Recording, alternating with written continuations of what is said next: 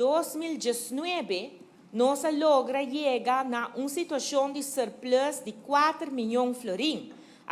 Alguna gente lo dice que está insignificante, pero, señor presidente, surplus está surplus. Surplus no está déficit. Que nos llegue conforme y hasta adelantar arriba tur protocolo, arriba tur manera bisa acuerdo nan kutawata ting arriba parte financiero nos llega en nan.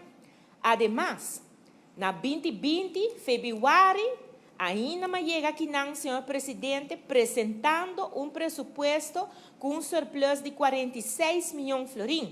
Pero ya, ni a nos, ni mundo, por apremirar que también una pandemia.